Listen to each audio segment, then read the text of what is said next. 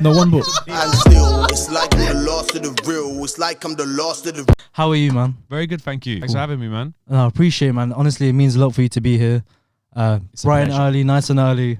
That's how we like it, man. Yeah. Early word. Early worm. But you know what? I just want to say something about that phrase. You know, they say the early worm. Yeah. No, early bird catches the worm. Yeah. Right? Yeah. Early worm gets eaten. Oh, yeah. Yeah. I didn't think of it like that. So if you're a bird, it's good. Yeah. If you're a worm, dead. Yeah. There's a lesson there, kids. Carry on. Usually in my podcast, I usually bring like junk food and like Haribos and sweets. But this time round, I got fruits because I'm disappointed. I'm guilty. I'm going to be honest because I didn't want to disappoint you as well because I know how much you care about. You didn't want me to judge you. Basically, within 2 minutes of meeting you. I am here. What is all this nonsense on the table? It's okay. I mean, I do like the fresh fruit options you provided today. Yeah. But they're acidic. They are acidic. Actually, to be fair, just the apples, especially the green ones, Granny Smith, really quite acidic. They're the nicest ones. You like the sharp ones? Yeah. Not the sweet ones? No. Really? I'm more of a pink lady type of guy.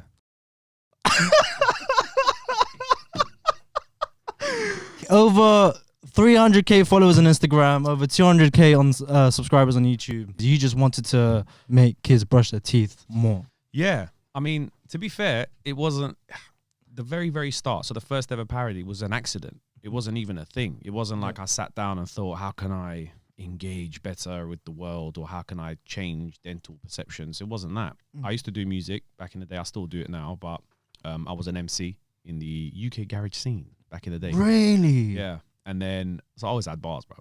And then one day a patient just didn't turn up for root canal treatment. So Hotline Bling by Drake was just playing on the radio. That's when the tune first came out. And I just started freestyling over the top of it about root canal.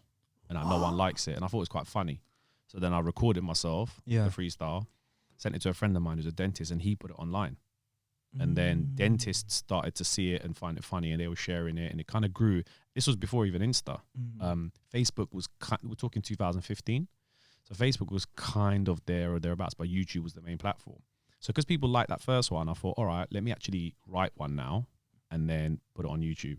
And the first one I physically probably wrote trying to do it was Gappy. Because at the time, Happy by Pharrell was the big tune. Yeah. Despicable Me 2 come out and everyone knew the song globally. So I thought, all right, this is the best song. Everyone knows it. So I wrote Gappy. And in that, I gave oral health advice. And then my eyebrows were moving. I don't even know what that was. That just happened accidentally. Yeah. Never a You thing. didn't know you had that skill. Yeah. Genetically, I knew I had it. Yeah. It was always in me. But then the vibes took over. And then, it just became a thing. And I called myself Singing Dentist. Put it on YouTube, made a YouTube channel. And just started to kind of go from there. And I just kept doing them as and when I felt like, you know what, this would be a funny song or this is a big tune, let's parody it. And then kids started listening to it, taking it on board. I started getting mad messages back, so supportive. It's crazy how something like that just spreads like, that's what I mean. like a wildfire. And then if someone makes a tune and they drop it and they try and share it, sometimes it doesn't go as far. That's what I mean. Because it was never meant to be that. It was never an intentional thing to sit down and go, right, how can I try and go viral? Or how can I do stuff? It was just purely organically me just having fun and doing something I enjoyed.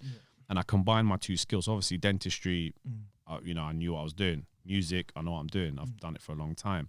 So just bringing those two passions together and creating something out of it, it was just a very organic thing. And like I say, it happened accidentally. And then once that opportunity was there, then I used my skills and my talents and my kind of love for both to just keep doing it.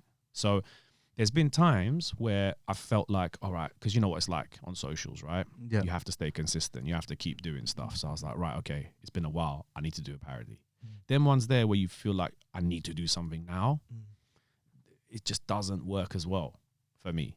It's when it happens organically or when it happens, when you try too hard to do something, you lose that element for me. So I've been very lucky that quite a lot of them have done well. And I've had a couple of like super mad viral moments. And it's just the way that is as well with social media. I think a lot of creators, they forget that it is a wave type thing. There's times where you absolutely smashing it because you're the guy and you're the viral guy, and then it has to kind of die. It's so difficult to stay there, and it's impossible. There's so much talent out there.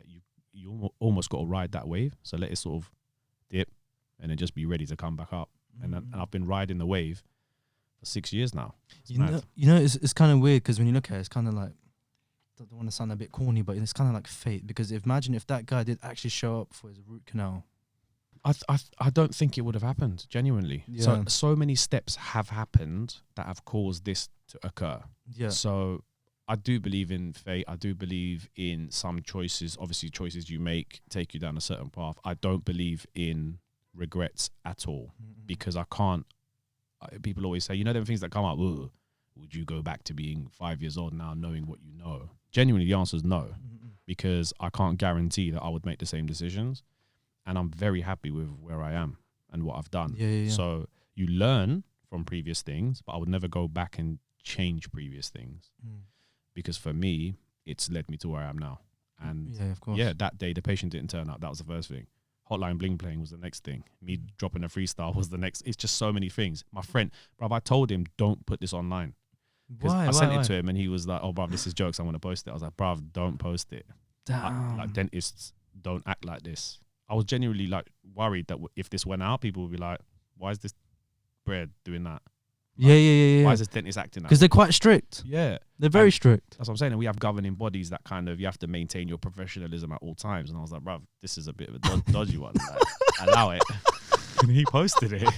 And I never forget, I was in the shower. He posted it and I went in the shower and my phone just started popping off. Like, because he tagged me in the post on Facebook. Yeah. So many comments. And I was like, what the hell's this? So when I came out the shower, I was like, oh my God, what have you done? So I called him. I was like, bruv, what have you done? He goes, trust me. He was like, people love it. It's doing well. Like, people are enjoying what you've done. I used a lot of dental terminology in that first one, right? So the general public didn't quite understand everything I said in it. Yeah. But they loved the fact that a dentist was singing along and dropping bars and it was entertaining. And it was just my face. So that's why then I kept that consistent with every video. Yeah. If you watch my videos, bar maybe 2 or 3 of them where I've done a production, they're all one take, me and my surgery with the phone on the tripod. So like when you released these videos and it popped off, like you have also like a receptionist, right? Did you ever tell her, or did you just leave it as it is until they figured it out? So the team would see it. Yeah. They would see it come up on socials or whatever. And I always do them kind of when everyone's left. So no one's in the building. Yeah. And there'll be days where I'll go into the clinic specifically at like 6 p.m. Yeah. And everyone's gone, or on a Sunday. Because, bruv, shouting dental bars down the phone is a bit embarrassing. It's a bit mad. It's a bit mad. And like, I get messages sometimes like, oh, this is why my dentist is running late. I'm like, bruv, I'm not doing this while you're in the waiting room, yeah? It's like, you know what I mean? Come on. So, yeah, I have to plan it. So I'll go in and then, you know, I'll do 2 or 3 of them and then come home and edit it and make sure it's all right. But yeah, bro, back in the day, I wouldn't even edit it. It was so raw. Yeah. Like I wouldn't even hunt down the instrumental, bruv. Such a lack of effort. Yeah, I would just find the tune, play it really quietly on the like laptop speaker and just spit over the top of it. That was literally how lo-fi it was. But they're the ones that did the best. Because it was almost like, because it was so raw and because it's just my face and I'm staring down the camera, it almost feels like people are there with me. Do you know what I mean? So it wasn't a big production. There was no green screen. There was no, you know, doing the vocals in a studio and then lip syncing it. It's just rags. Yeah. I'm just doing it. But that's kind of how I am because of all the years of MCing, all the years of radio, all the years of doing raves, all the years of doing shows. I've got that in me, bro. I can do it. I want to touch on the garage music a bit later, but like because now it's gone viral and global, have people from other countries messaged you and said, all the time, let me come over. I want to come to your clinic. I want you to be like my next dentist, basically. All the time, daily. Damn. Daily. And some people are shocked when they realize I'm in the UK. Like, where did you think I was from? Yeah. Like, people are like, oh my God, I thought you were in the States. I'm like, bruv, I don't sound American at all. So you're not from New Jersey? I'm like, no. Like, why would you think I'm from New Jersey? Like, honestly, I get people from all over Australia. How thick do you have to be? Bruv, they're like, where are you based? Or no, they'll be like, I want to make an appointment. I'm like, okay, cool. Where are you based? Melbourne. I'm like, that's a bit far. You're about 24 hours from my clinic and 2 planes. How desperate you have to get a checkup? Do you know what I mean? 24 hours on the plane. So, but it shows how far, obviously, social media and the digital world can spread, right? Yeah. So the fact that it has gone to so global. many, so many. I used to do like a Facebook Live every Tuesday. Call it Tuesday. Every Tuesday I'd go live and people could come on and just chat. Bro, that was probably the most like international thing I've ever experienced, because I'd get people, it'd be like, hi from Mozambique. Next message, hi from Bognor Regis. I'm like, wow, this is a real. But you don't do that anymore? So when the kids came along, Yeah. it gets hard to do things when you have children. Yeah. And I've got 2 young kids, they're 8 and 5, nearly 6. Mm-mm. And bro, after you get home from work, Tuesdays used to be my clinical day as well. So I'd come home from work. By the time you've done the thing with the kids and you've fed them and you've bathed them and you've put them to bed, it's like 8:39. You're knackered at this point. I can't in half an hour go on and be live and be energetic. And I thought, if I can't be live and energetic, I don't want to go on there and be mad, moody and tired. Yeah, of course. I just kind of stopped doing them for a while. But now that my clinical days aren't Tuesdays anymore, I'm going to bring that back. Because people loved it. And people would come on, and the whole point of Tuesday was ask me stuff that you're worried about, ask me stuff that your dentist maybe has explained to you and you don't still kind of get. That was the purpose of it. And I'd just do it for half hour. And it was really good, man. Like, I'd engaged so well with people. Everyone really liked it. So it's just about putting in the time again. And I need to reschedule my schedule to make it happen. So I really enjoyed it. You're bringing it back to Facebook? I'll probably keep it on Facebook still. Yeah, just because, again, so Insta has a very distinct kind of audience, right? And whenever I watch lives on Insta, they get debauched, bruv. They get rowdy. They get like it's a mess. Yeah. Whereas Facebook, because it's a slightly older kind of, it's more engaging. Yeah, I just find it a better platform to do it. And also Insta, because it's on my phone, it's mad small. And on Facebook, I get it up on my laptop, so it just seems like a better. It's more kind of engaging for me to do it on Facebook, and also the audience I think is better suited for the type of stuff. You know what I mean? On Facebook, it'd be like, "Hello, really love what you do. My dentist says I need a root canal. You know, can you explain further?" On Insta, it's like, "Yo, fam, man, what's veneers, blood?" And I'm like, do you know what I mean? I'm not. Man, looking to go Turkey, cuz is that good? Yeah, I'm like, bruv, no. So I don't really want to have those kind of combos. So, are veneers actually like? Is it a good thing or a bad thing to have veneers? How dangerous is it to have veneers? Okay, so veneers. Yeah, veneers can be done very minimally now. So what a veneer is, it's like a kind of layer of porcelain, or it could be composite now as well, and it's placed on the front of the tooth. Yeah, and that's it. You have to make a little bit of space for it sometimes. Sometimes you don't even need to drill the tooth to make space. Yeah. You can just put it straight on top, because they can be made very thin. So that's very minimal, almost no drilling, no injections, no nothing, no damage to the original tooth. Yes, you've stuck something on there, and that's going to be on there for a long time, and it'll need replacing at some stage. Yeah. But it's quite a conservative procedure for the tooth. Other times, when you want to place a porcelain veneer, you have to drill the tooth down a little bit, but we're talking half a millimeter, a millimeter, tiny amounts. What people are having done is not veneers. They're having full coverage crowns placed on the teeth. Their teeth are getting drilled down all the way, 360, every single tooth. You've seen the images. They get turned into little stumps. Massive gaps between the teeth. They get turned into stumps. That freaks me out. I can't. And then a whole piece of porcelain is stuck over each one. Now, if you're going to fly abroad and have that done, having 10 crowns placed on all of your top 10 teeth, they're less likely to fall off. So you're not going to be likely to have to fly back to whatever country you have it done in. So for the clinic there, that's a more longer term thing, and they're not going to get beef because you're not going to come back there with problems. But they've mullered your tooth in order for you to do that. And when you're doing that in your early 20s, how long are you planning on living? Let's say you live to 80. You're going to need to replace those at least another 5 times in your life, 4 times at least. And every time you're taking that off, the shell of the tooth you've got left, gone. What are you going to do with that? So drilling down teeth at such an early age, and the culture we have now when everyone's going to Turkey and it's so much cheaper, or other countries as well, the clinicians there are very good. The standards they have can be very good. Not all clinics, but same as the UK. Not all clinics here are good. Not all dentists here are good. But they're all at a level.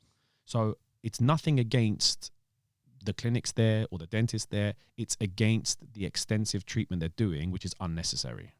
Okay. Those are the issues I have, because people go there thinking they're having veneers and they come back with full coverage crowns, but they pay a third of the price.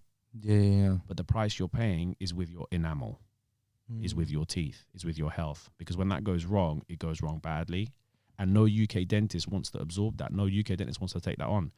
You know, if you've had 20 crowns placed, chances are one of them is going to have an issue. And then you come to my doorstep, you're like, bruv, fix this. I'm like, well, you've had all this done. Go back to the guy that did it. Yeah. He should take ownership for what he's done to your teeth. So get him to fix it. Has that happened to you? Have they come to you and be like, yo, like they messed up my teeth, can you fix it? Touch wood, in my career, no. Okay. But people message me all the time saying, I've Mm. had this done. How do I fix it? And I'm like, go back to the dentist that did it for you and tell them you've ruined this. Can you fix it? Like, oh, I'll go back to Turkey. I'm like, well, yeah. That's a bit mad. Buy another plane ticket. It didn't stop you buying a plane ticket the first time. Yeah. So just buy another one now that you've got problems. And be prepared. Just clock up frequent flyer miles. You might be going back there a lot.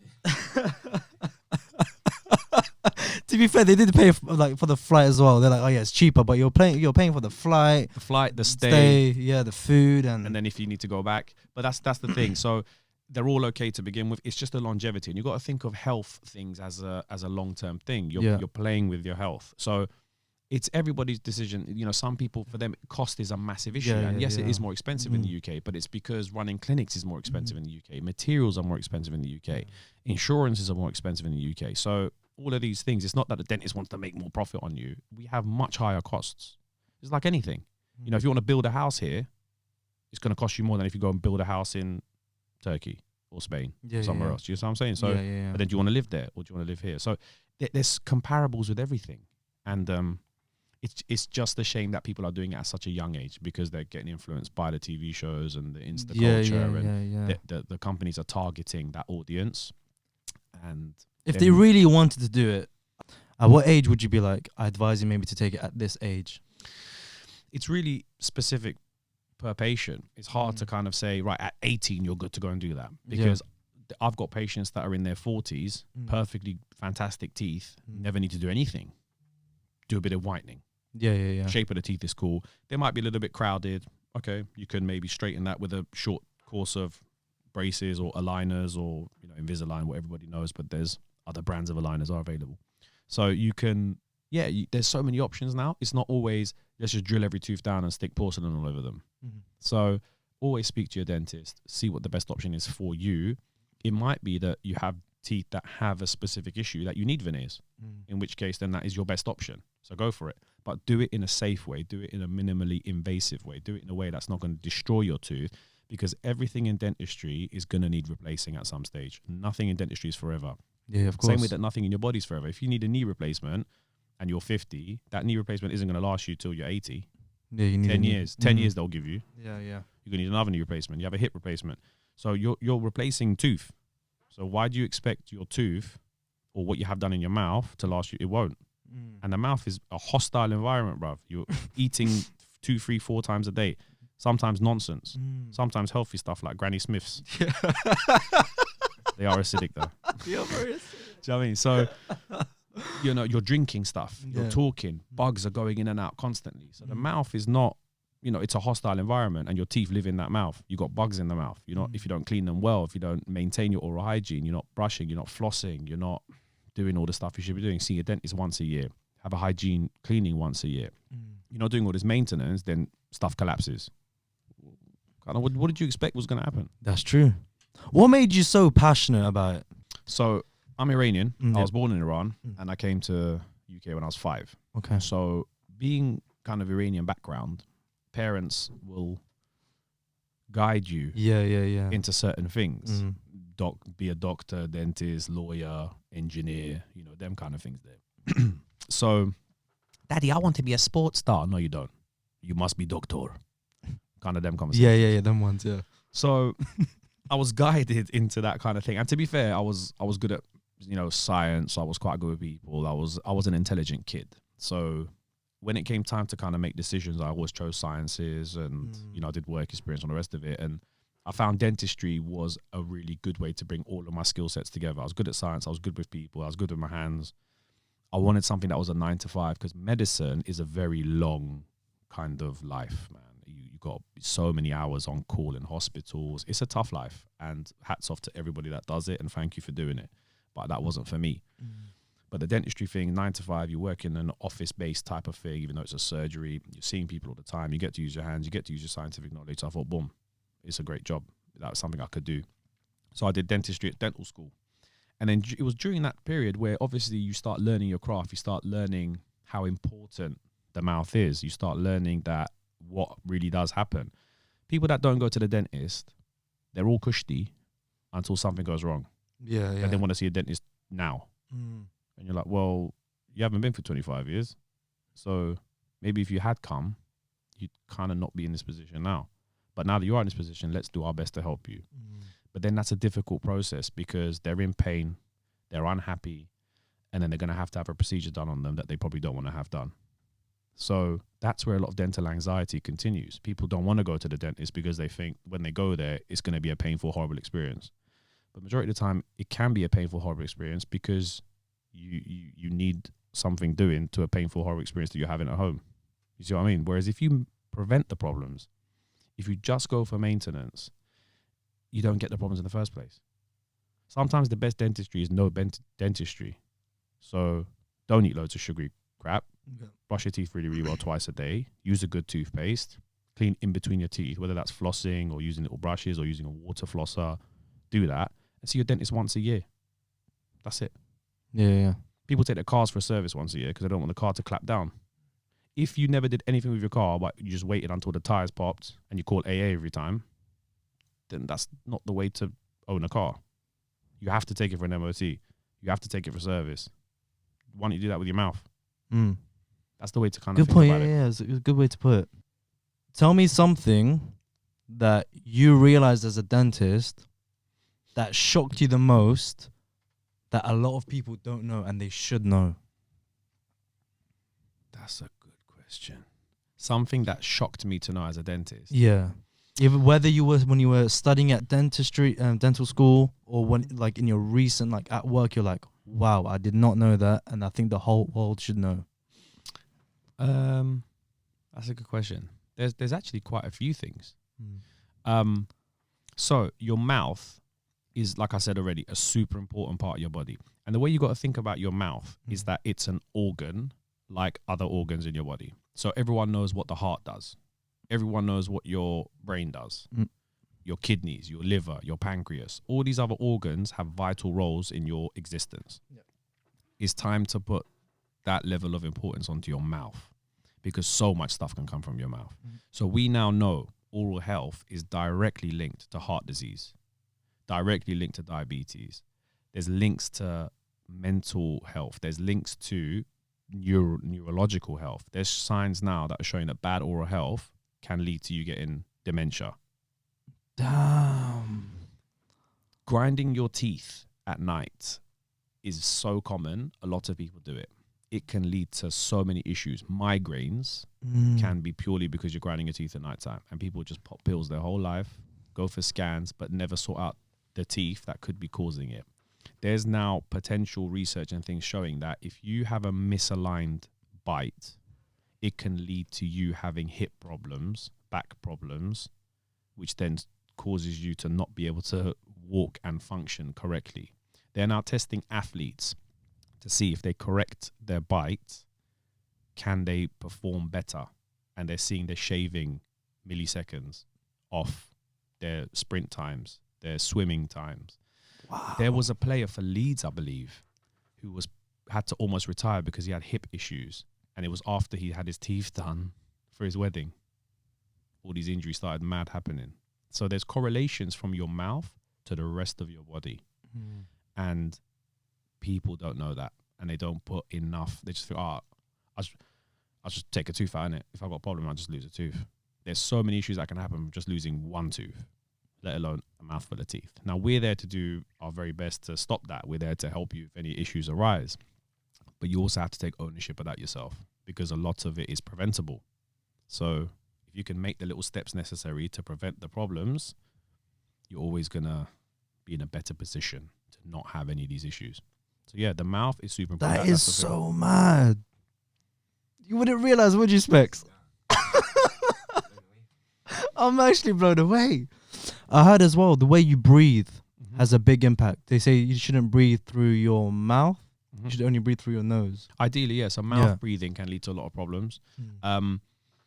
There's again research now showing that a lot of like snorers, snoring has massive issues, and it can lead to massive issues. It's not just that, you know, obviously your sleeping partner, whoever that is, your wife, your missus, your whatever, is just going to get vexed. That's not the only issue with snoring. What happens with snoring is basically so sleep is a very interesting thing. Sleep comes in cycles, right? And then there's different periods within sleep. The part that you really want to get to is called REM sleep, rapid eye movement sleep. That's when you're really properly recharging your brain, your body, everything else. Cycles come in about 3 hourly. It's different, but on average it's 3 hours, right? So let's say if you sleep 6 hours, you'll hopefully get 2 good cycles. Sleep 9 hours, you get 3 good cycles. When you snore, you don't actually enter into that REM sleep phase. You kind of hover above it. So you could be asleep for 8 hours a night, snoring for 6 hours of that, and you'll wake up knackered because you haven't actually hit that REM sleep phase to recharge your body. Have you ever noticed if you have a nap, you sleep for like 20, 30 minutes, you wake up, you're still okay? Yeah. If you sleep like an hour and a bit, you wake up and you're mad groggy. It takes you a while to kind of, you still don't know what's going on. And that's because when you nap for a little period, you don't actually enter the REM sleep. You're just kind of asleep. If you enter REM and you're suddenly woken up, your body's asleep. Your brain is asleep. So that's why you just feel terrible. So when you sleep without entering REM, you don't really recharge. So people will wake up 6, 7 hours, knackered, fall asleep behind the wheel. It happened with truck drivers a lot. Sadly, they were having mad accidents and killing people because they weren't sleeping well. There's a thing called sleep apnea, where you stop breathing completely at nighttime. Your brain is constantly active. You're not getting enough oxygen into your body.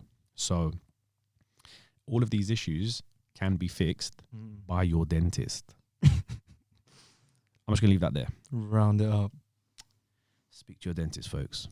So yeah, if you're a snorer, don't just be, I'm just a snorer.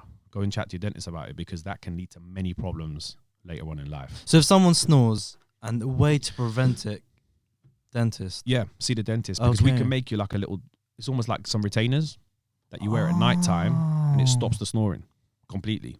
So like nose strips and stuff like that, is that? Yeah. There's a lot of stuff that people have done. So hold your nostrils open a bit wider.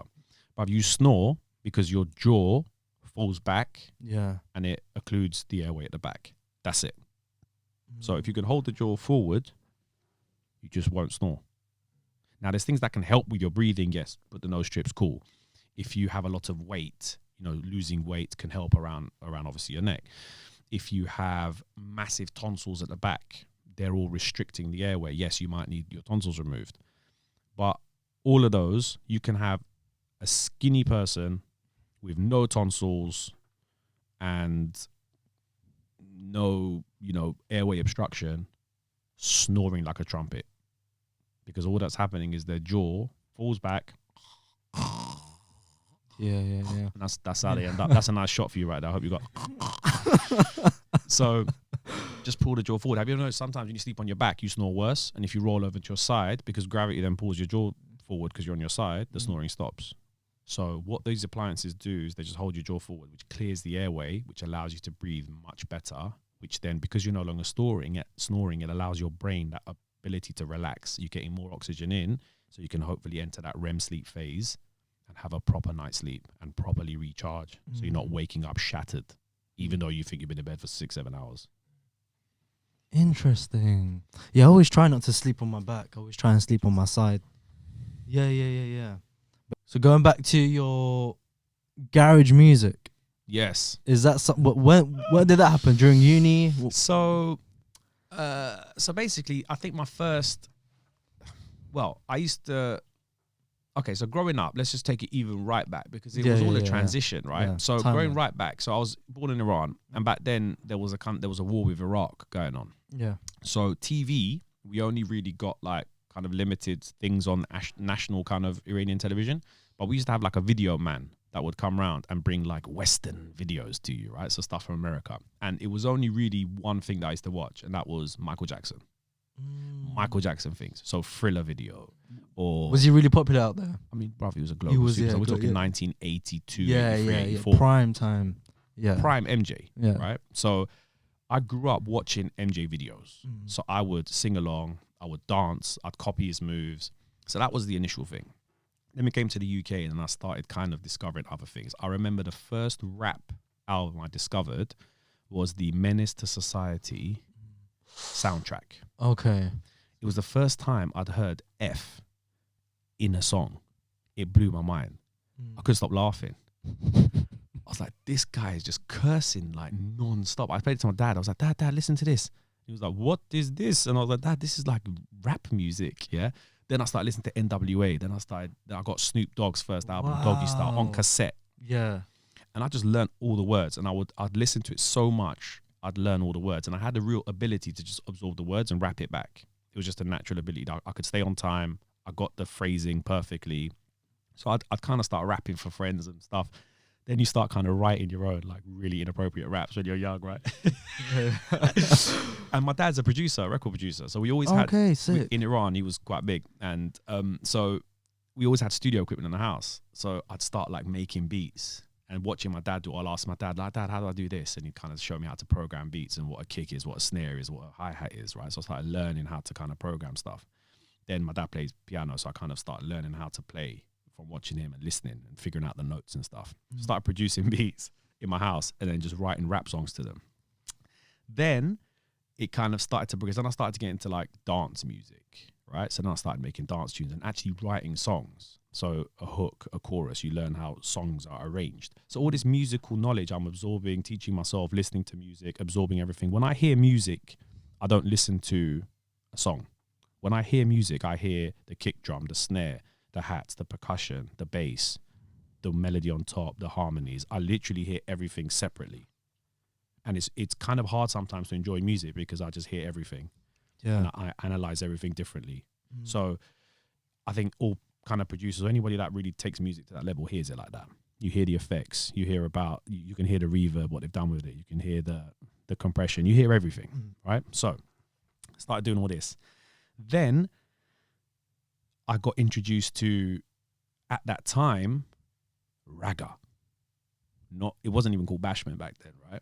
So, and my school, so I went to school in South London, and basically I had a lot of influences, Caribbean influences around me and stuff. So I started listening to that, and I was like, right, I don't understand 90% of what this guy's talking about, but it sounds good. Yeah. So then I used to mimic what they were saying, right? And I could kind of mimic the words, but I had no idea what they were saying, but I just kind of mimic it. So I started absorbing that. Then I started to learn the words, and I was like, oh, okay, that makes sense now. That's so rude. But, you know what I mean? But I used to like it. And then jungle happened, right? So jungle now, I'm probably about 11, 12. The transition into this is the journey. Big influence, you know, so like 91, 92 yeah. Jungle.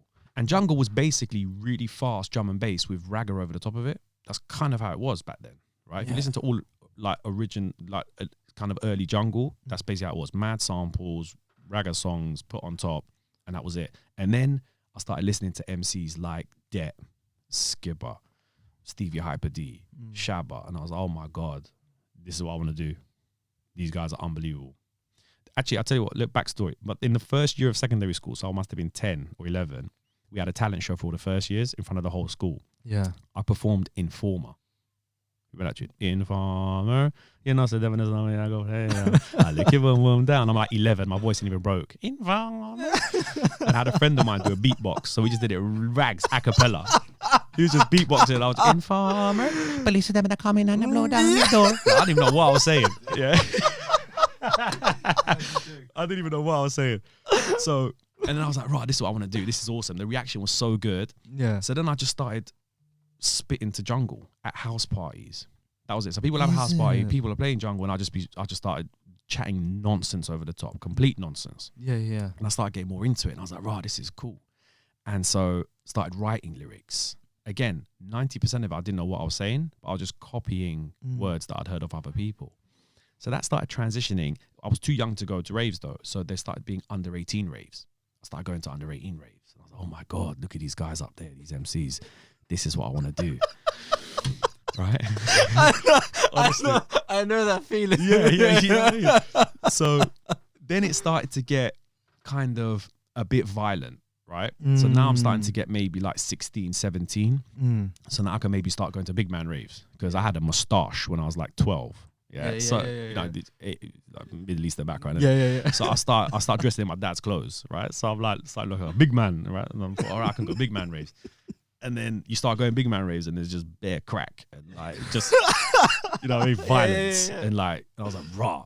I'm gonna stand back. But I was going there for the music. I wasn't going there for anything else. It was the music. I was so in love with what was going on. Yeah. I'll just be watching, I'll be learning, I'll be looking at the way they control the crowd, I'll be looking at what they've been doing. I was like, this is it. And then room 2 at all the big jungle raves was this weird music called house and garage. And I was like, right, let me dip into there. And bro, all the nice girls was in that room. Bare man in the other room. All the nice girls in that room. So, well, let me just go into this room real quick. You know what I'm saying? The transition was mad. It's like, yo. So I start going into this room. And in this room, there's one bear who's just chatting the whole night. He's a host. He might drop a little, put your hands in the air. That was it. But like bigging up all the birthday girls and all this, that, and everyone's having a good time. I was like, maybe this is the vibe. So I was like, I'm going to start going to these clubs, right? And then I started taking all of the kind of jungle lyrics and all of that lyrics I had and kind of toning them down and turning them more into kind of like house and garagey lyrics. And then the MCs in house and garage started to become more kind of MC, dropping bars. It still hadn't got to like the grimy part yet, right? Where people are rapping now. Yeah, it weren't that. It was the host. It was bubbly vibes. It was nice vibes. So I was like, okay, cool. I can do that. I could be the nice bubbly guy because I was always kind of bubbly anyway. And I could do like little sound effects and voices and stuff like that. So I started kind of dabbling with that. And then you start meeting people and they're again having house parties. And now people are playing more garage. And we're talking kind of then the speed garage era. Then it started to become two-step. And then with two-step garage, more MCs were kind of starting to chat. There was more kind of bass-liney tunes coming out as opposed to just vocals all over the song. Yeah. And it was around when I was 17, I linked up with like a local kind of DJ at the time, and he'd got a set on Delight FM. Delight FM in South London was the station. It was started by So Solid. Yeah, So Solid Crew, yeah. So Solid Crew. So it was their kind of station. South is the #1 station in South. There was another station as well, but Delight was the one. And he managed to get a set on Delight, and I was always his like MC, right? 'Cause every DJ had an MC, and so I never forget. He was on there for a little while first, and then he just said, "Bruv, come. They're ready for me to have an MC now." So I went, and I'll never forget that first set. I kind of walked in, and like, you know, back in this is pirate radio, right? It was in like an estate in Battersea somewhere, and there was so many man in the studio, you know. And as a 17-year-old, it's an intimidating environment to walk into. Everyone's in the studio, you know, the vibe is a bit, and they're all staring at you like, what are you going to do?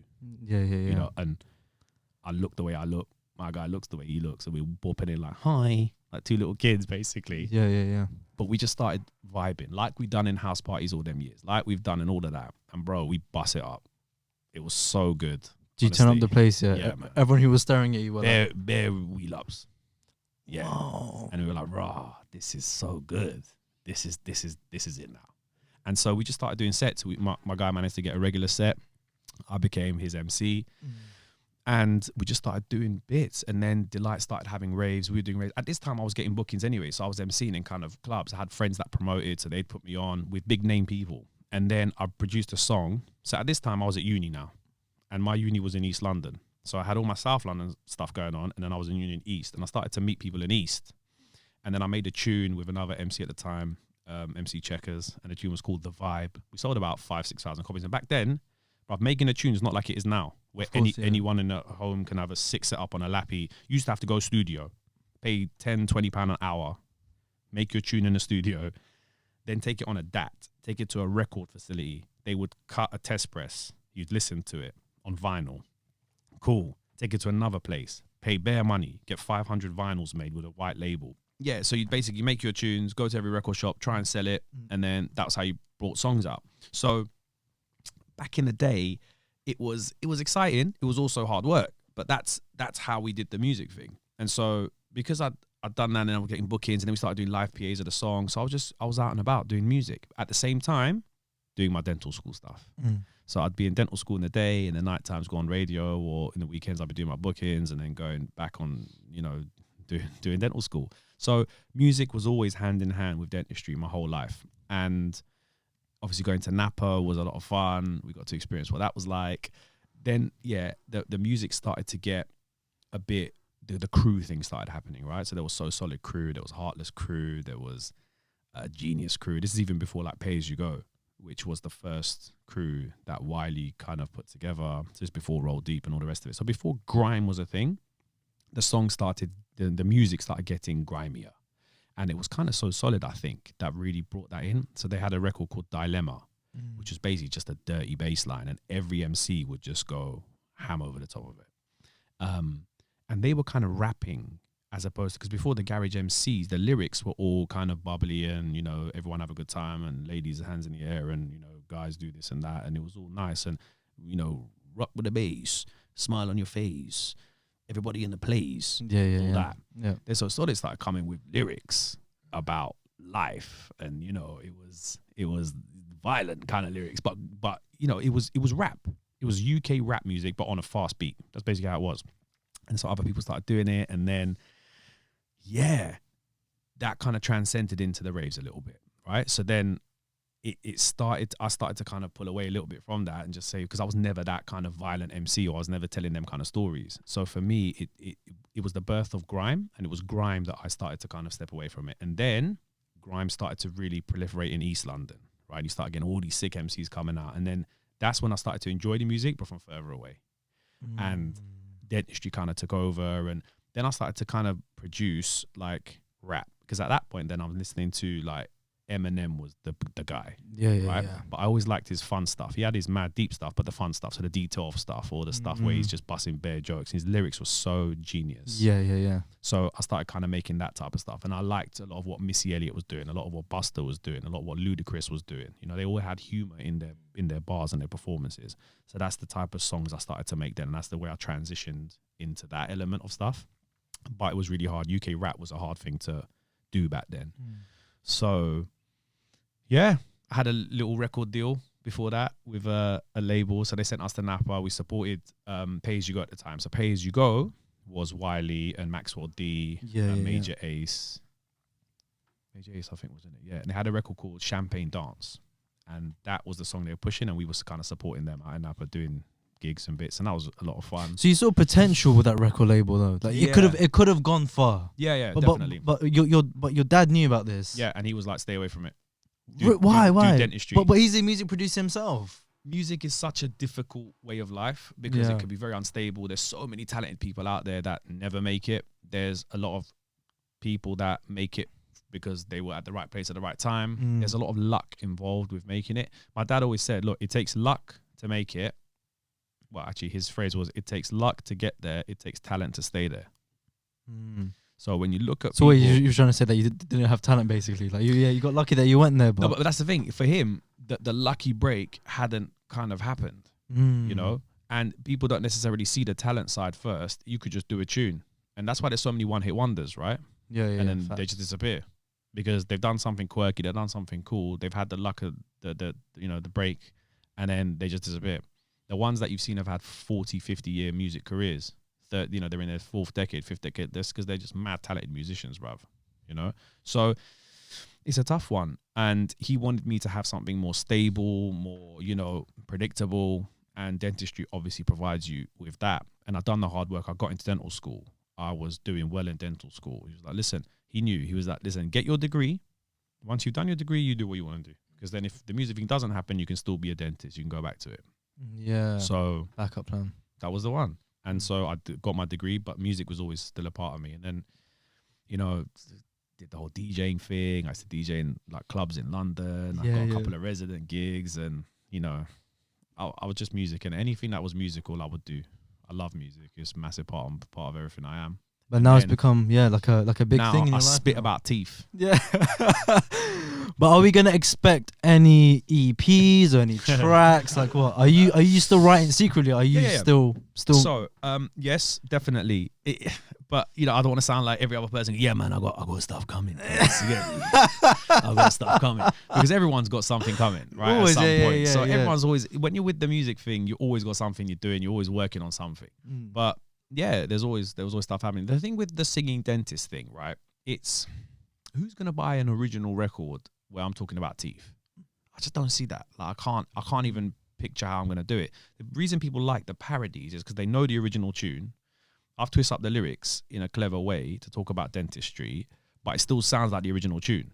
Yeah. So you kind of digest it in a way that it's a parody, right? And that's the genius of writing an amazing parody. Like Munya, the king of writing parodies. Yeah. And the way he does it so quick, he's sick. But you listen to him, it's like you're listening to the original song. And often his lyrics are better than the original tune. Yeah. So that's what I try and do with every parody I do. But for me, it's limited. I can't write a parody about I'm the singing dentist. I'm not a comedian. Yeah, I don't have full scope to write songs about anything. I keep it about dentistry. So, and you can't batter that. You can't do that every week. Everyone will be like, oh, come on, bruv. Allow it. How many times you tell me to brush my teeth now? Safe. You know, so I have to pick and choose. And I kind of do it as and when I feel like, oh, this would be a good one to do. So recently I've been doing a lot of drill records, right? Because just because I also want to target certain demographics. Yeah, of course. And I want the kind of youth to, you know, brush and look after their teeth. And obviously they're all listening to drill. So I just pick and choose a big drill. So when a big one comes out, I'm like, all right, let's do that one. And then it's all about getting it in front of them people. So pages like Wall of Comedy, pages like I'm Just Bait, pages like SBTV, GRM. If they post what I've done, then it will hit that demographic, which is great. But then I'm not gonna bring out an original drill tune. Like, no, the two guys. The old boys. That rap like that. Oh, PM Baz. Yeah, bad. Yeah. Them man, I like them guys. Yeah, I like them guys. But see, they can kind of bring out an original tune.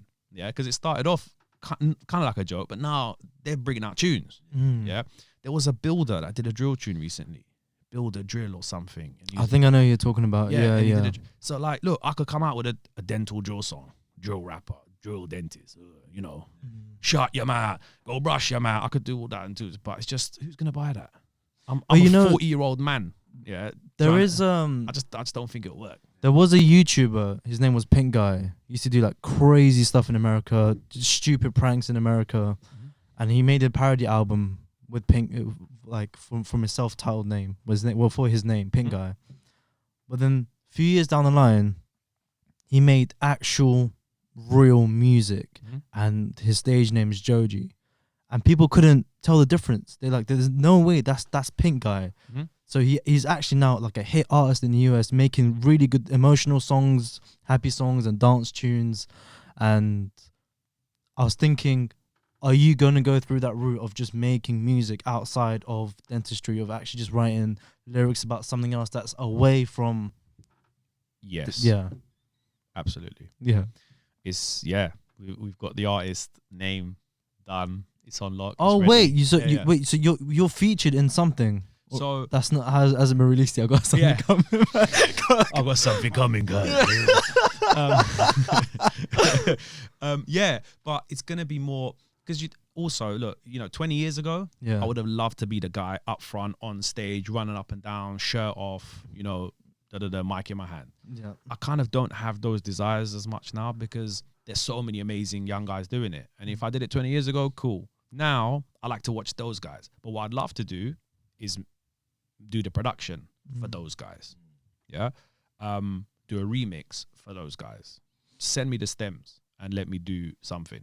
Kind of dance music is more where I can see what I do because it's still going back to the club music, right? And house is kind of the vibe now, and there's different genres within house even. But that's kind of what I like to play now, listen to. That's what I like to produce. Bangers. Yeah, a tune that you put on and it just gives you bare energy. I don't do the kind of deep, really minimal tech house where, the tune sounds the same for 8.5 minutes. That's I'll make a 3-minute tune with bass and then it'll be sick and you go, yeah, boom, boom, boom, and that'll be it. Yeah. So that's the kind of entity I think I'm going to be there. That's the stuff I'm working on now. And that's the stuff I enjoy making. So, and for that, you can be faceless. You don't have, but because I can DJ, because I can put on a show, because I can still mic, I can still hype my own set. I can still be a mic man on my own thing. I could drop some bars if needs be. I could do some bars on my own tunes. And the way you just EQ the vocals, it won't even sound like me. You just need a hook. No one cares sometimes who does the hook. People are nameless. You know what I mean? It's just a hook that you remember. Other times it's featuring an artist. They can do the hook. They can spit all over the tune. I don't really mind. I just want to make good music that makes people happy and puts them in a positive vibe, gets them ready to go out. You know, they hear it when they're out. That's the kind of music I want to make. Okay. So, yeah, the artist is the entity's ready, the branding's done, everything's there. The music, I've got about 4 or 5 tunes done.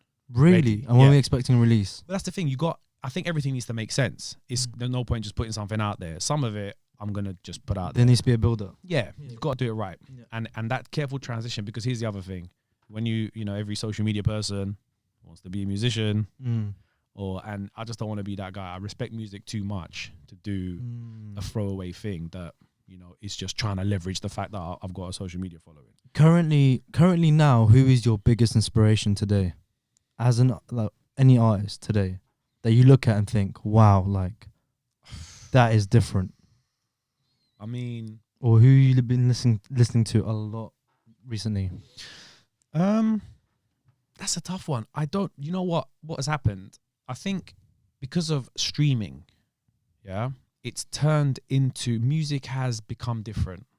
Back in the day, when you physically have to go to a shop and spend like £12 on a physical album, you then bring that home and you would batter that album every day, learn every song, even the cack ones, you'd still listen to them. Yeah, that was me with Eminem. Yeah. Yeah. Right?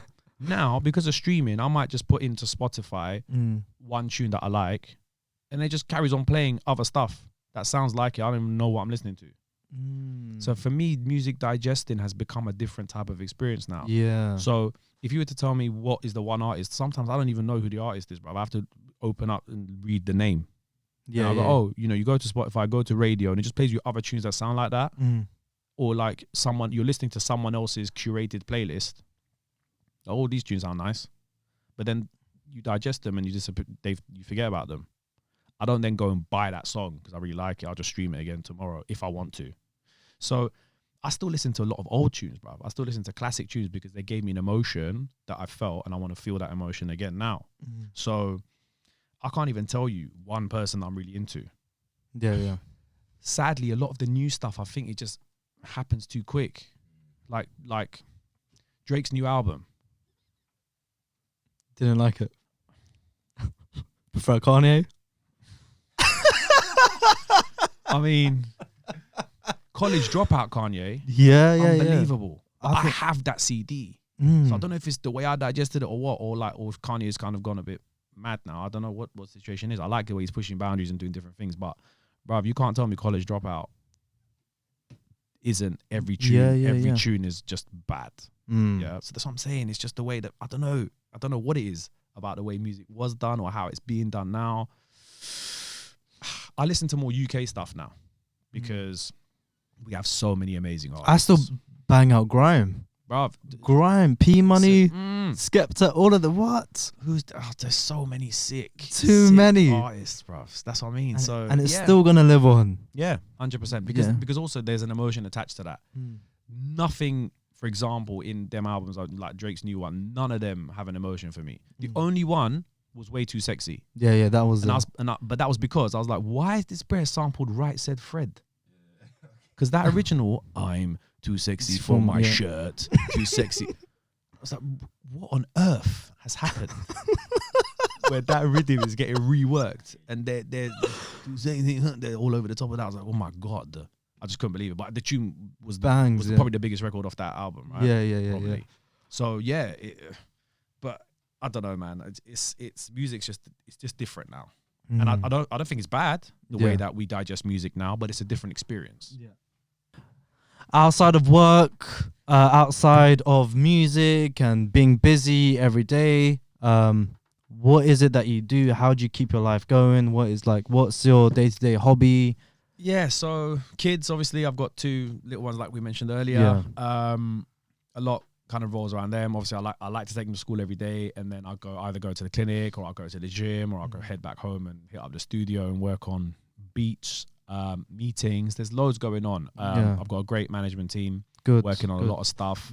More there's- content coming and Yeah, yeah. I think, to be fair, actually, the content has been the thing that's probably suffered the most, because so much other stuff.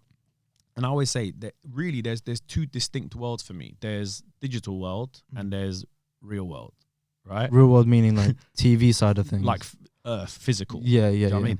And when a lot of physical stuff starts happening or taking over, and I need to put a lot of time into real world stuff, the digital world stuff does suffer for me because I'm a one-man band, Yeah. right? In terms of content creation, I don't have a video guy. I don't have someone that sits down and thinks of content with me. I don't have an editing guy. I literally film myself on my phone and I edit it myself. That's pretty much all of my content. So it's when I've got stuff going on with my dental practice, when I've got stuff going on with, you know, the businesses I own, there's other dentistry things going on.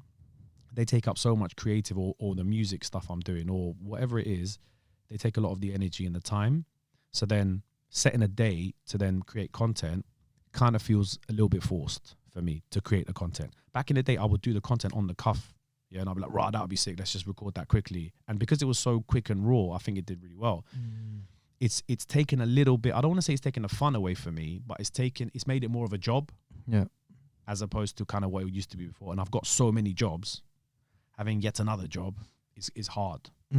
But I still, when I am doing it, then I get lost in it and I love it. Yeah, I remember yeah. all the reasons why I loved it. Yeah. So it's just about managing time. Have you thought about doing more? Maybe like getting into like, have you been offered like a role into acting? I don't know what the business is behind it, but ever like even performing, staying out of character as singing dentist, maybe putting yourself into another character's shoes. Have you ever thought about maybe getting into TV or film? Yeah. So I've been in a film.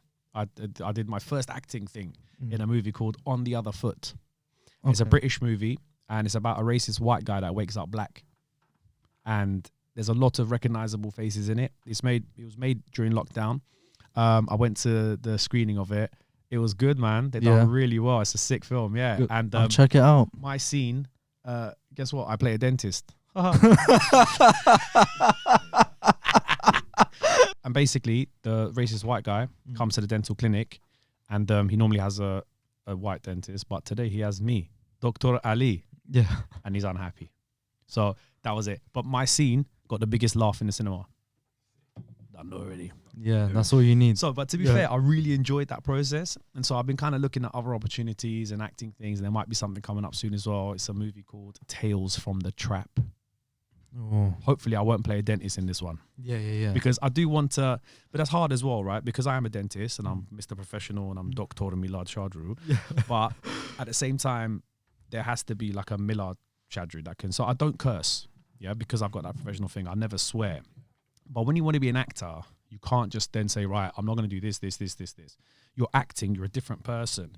So I just have to kind of negotiate this landscape carefully to make sure that people can separate, because I don't want them to suddenly go, hold on, isn't that nice dentist guy who tells my children to brush his teeth?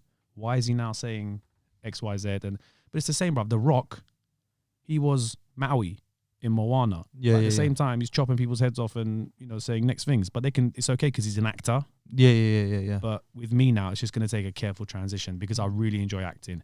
Definitely want to do more of it. I have written the sickest sitcom/comedy thing. Yeah. I'm just sitting on it because I really want to make it. Oh, you've actually like written a series? Yeah. It's like an 8-part. It's so sick. It's completely like done. Ready to film. Yeah, I wrote it with a friend of mine who's based in LA. So we used to have like Zoom writing sessions. Yeah. Got all the character synopsis, got all the story that happens in every single one. It's quite a kind of musical based thing. I've already spoken to people about being in it because I've cast every single person. Good. Everyone's on it. Good. It's just funding, bruv. You need money to make something happen. You need money to shoot a pilot. Then you need to use that pilot to get more money. We could shoot like a little tease or sting or whatever it's called, you know what I mean? And then try and get, but I want to do it right and I want to take control of it because trust me, if this was made, it'll be so sick. So is that actually in the process of it's at that stage life, now where we just need just the funding, someone to believe in it and back it. And so there is a new potential opportunity with some crypto stuff that's happening to fund like film projects and stuff. So there's actually a new coin called Film Coin that's coming out. Yeah, that's specifically to fund Film Coin. Yeah, bro. That's the one to invest in. Check you know? it out. Yeah, Check it yeah, out. yeah, Genuinely, yeah. it's a thing. I'm big into crypto as well. So check out Film Coin because Yeah. they're basically minting it it's launching, I think, and towards the end of Feb to basically provide funding for independent filmmakers to continue doing their craft. So it's a very interesting concept. And the first film they're making is Tales from the Trap, purely funded by crypto. Interesting. And NFTs, yeah. So we'll see how that goes. Cool. But yeah, there's opportunities, man, and I'd like to do more. So anyone out there that wants a sort of Middle Eastern big-nosed bald dude in your movies, I'm the guy. I can play a villain. See, now Omi Jalili has become obsolete. Now it's time for him. Bruv, so Omi Jalili, Yeah. he's a really good friend of mine. Yeah. He could possibly be playing my dad in that sitcom I told you. No. Yeah, we've had a chat. He's like he's the greatest. The greatest. And you know what's jokes? He looks more like my dad than my dad. Yeah, then what? So, yeah, no, we've had a chat. Oh my We've god, had a chat. And, he's the greatest. He's incredible. He's a goat, bruv. So that's what I'm saying. If this project comes to life, Yeah. he'll be sick. He'll be sick. Sick. Just gonna quickly wrap up. Last thank you, question. man. Yes. Plan in 5-10 years time. Where do you see? What's the next steps in life? Create more content. What is it that you want to do? Create more content, explore the acting stuff, definitely get this music thing. Cool. I've got stuff coming, guys. Definitely get the music thing off the ground because it's all the stuff I love. Within dentistry, definitely more kind of TV stuff with dentistry. You know, I really want to push the boundaries of dentistry and show people, look, dentists aren't stuffy old people that just want to hurt you. You know, we're a young, dynamic group of people. We have talents. Facts. Yeah. And there's a lot that can be done on TV because dentists don't really get a lot of TV time.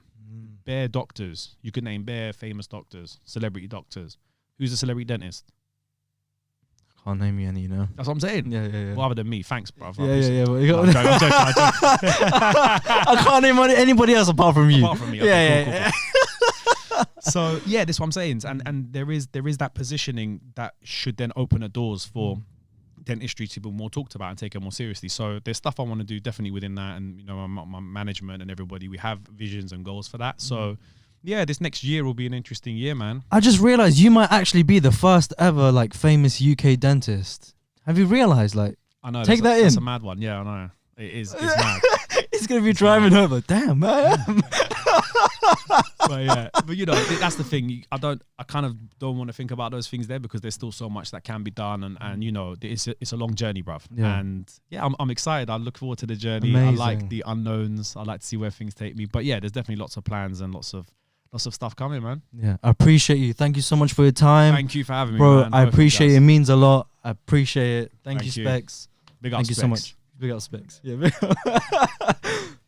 Thank you so much, man. Thank you. Oh, you Wicked. legend.